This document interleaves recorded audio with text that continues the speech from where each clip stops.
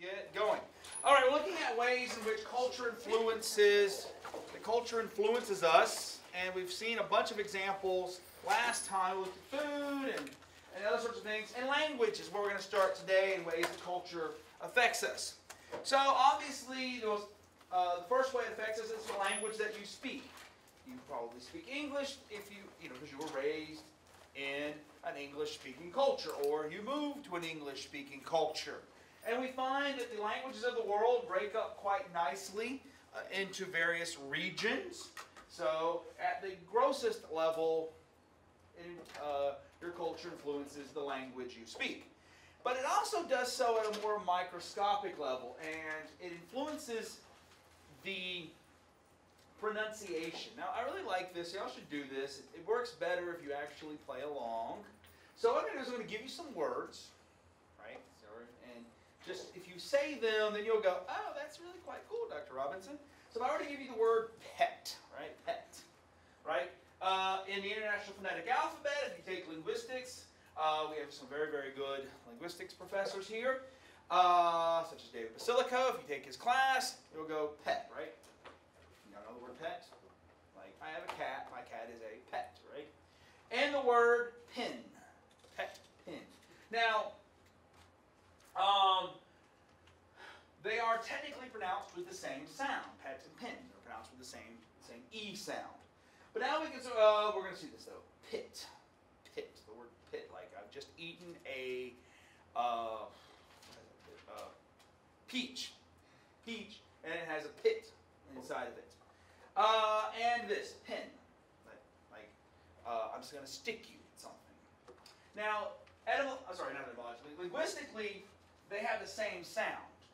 And what was very peculiar is that we don't pronounce it that way. Like if I have the word pet and pit, right? We see distinctly those two sounds are different. Pet, pit, pet, pit. But, so if I say pet and pit, so in the same way as these two have different sounds, these two have different sounds, but actually say them. Pin. Yeah, you can make yourself. I'm from New York, so. New York. This is a very southern thing to do is actually pronounce them the same way. Now we know from pet and pit that these are two distinct sounds, but we don't actually pronounce them that way. In fact, this is a very, very common problem, very, very common issue in the South. It's not a problem, it's just an issue in the South. They call it the pin-pin merger. That we merge the pronunciation of these two words. The pin-pin merger. Right? Pet and pit. Like we don't merge those two words. And what you find is a very southern thing to do.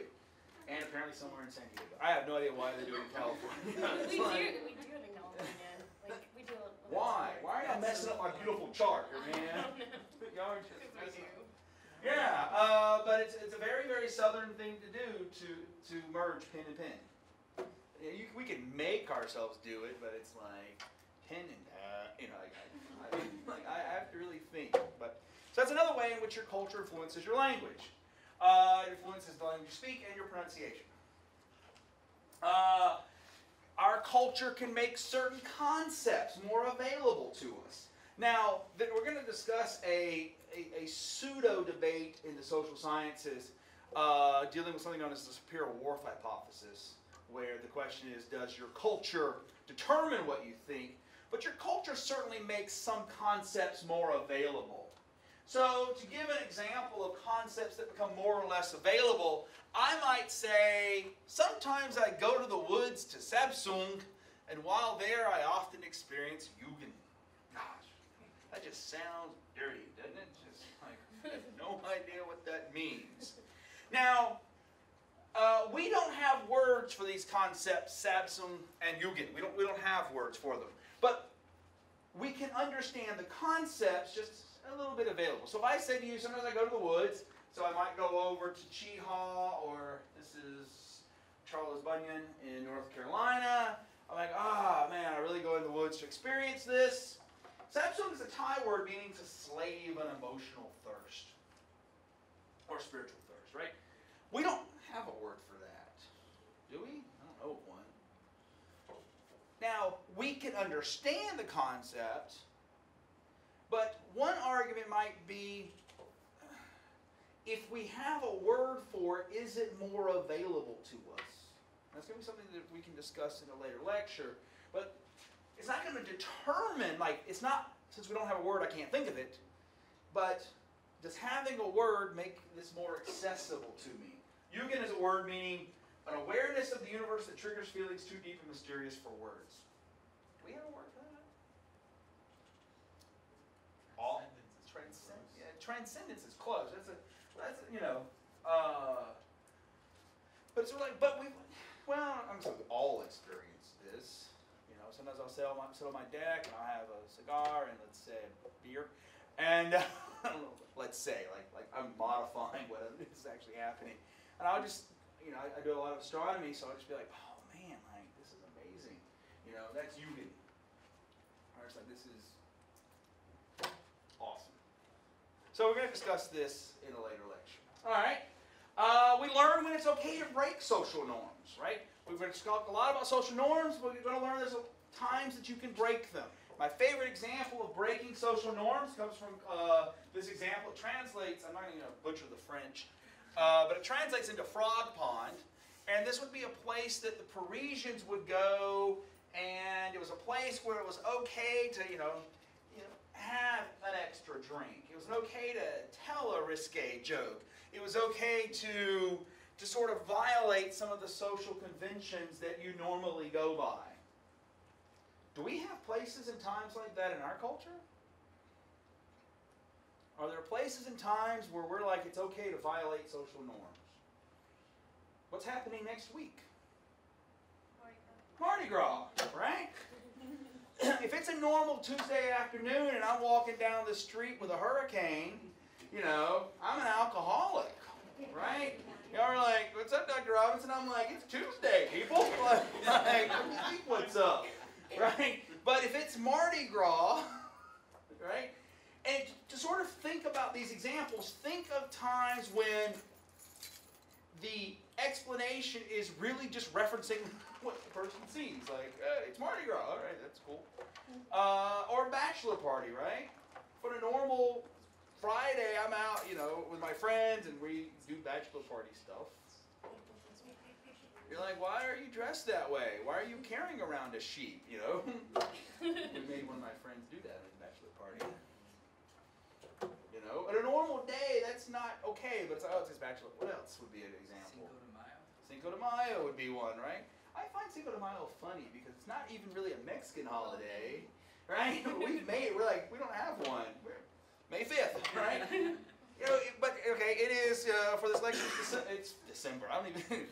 I saw 2 and went 12. It's February 6th, right? If I were to go, hey, it's February 6th, woo! You know, like we don't have it.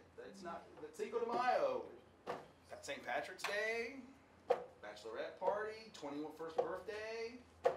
All these are examples where you go, it's okay to violate the social norms a little bit. This though raises a question. For this I need your clicker to sort of like, oh. So, if we accept that our culture has times and places that it's okay to violate social norms, what about filming such times and places? Let me phrase it this way. If somebody, you know, let's say you go to Mardi Gras, and you know, and there you are, you're walking down the street, it's, you know, 10:30 on a Tuesday morning, and you are, woo, right? And you're covered in beads, so we all know what happened, right? And someone posts that picture online. How can we phrase, is it okay for us later to judge that picture as if it were a normal day? I'm trying to phrase a question this way. How can we phrase this question? You are somewhere where it is okay to violate the social norm. Is it justified for us later to criticize you for that? Or is it or should it be? Which one are you asking? Do you, right? So, right. So you're at Mardi Gras and you know, whatever, and then later you come home and people go, "Hey, I saw on Instagram or I saw on whatever media y'all are using today, Pinterest. I don't know like putting your pictures. Or your Facebook pictures, you going, right? Or I do something called hashing, where we go and run in the woods, and basically it's sort of like a scavenger hunt for cheap beer. It's really weird, right? And so it's like if you were to post a picture, is it okay? Do we later judge people for those things? Does it make sense? Do we or is it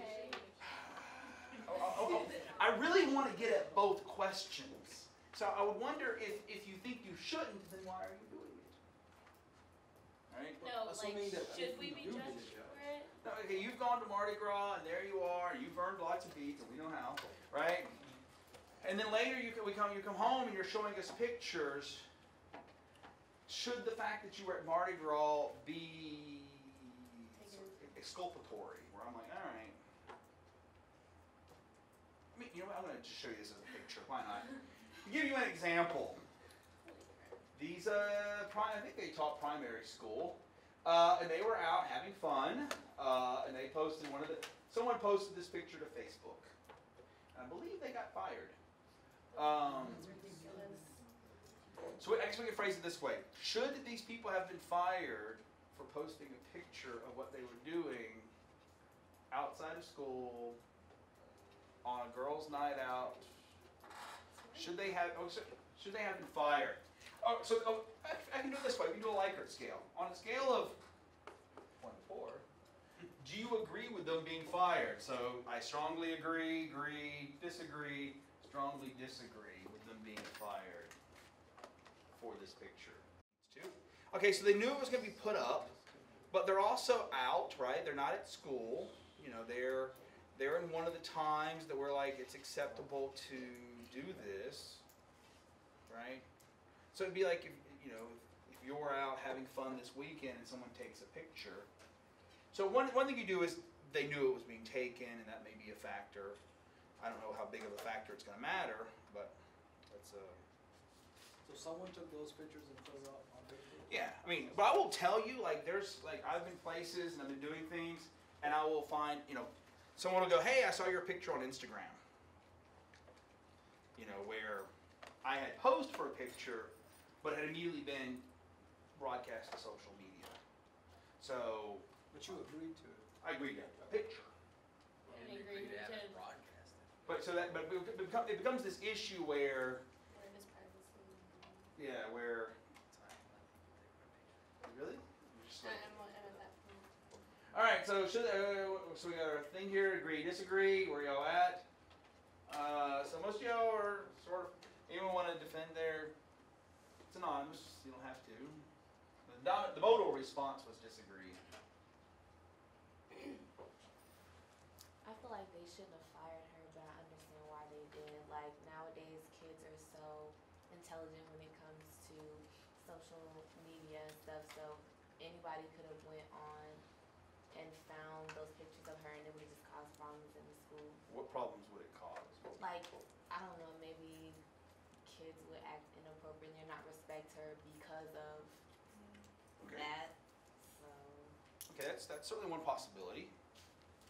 If I was a parent, I wouldn't want them teaching my children because they look like in that picture, it seems like they have fewer morals. I mean, that's just my opinion. Okay, so you would say if you're a public school teacher, whatever you do 24 hours a day has to. Fit your.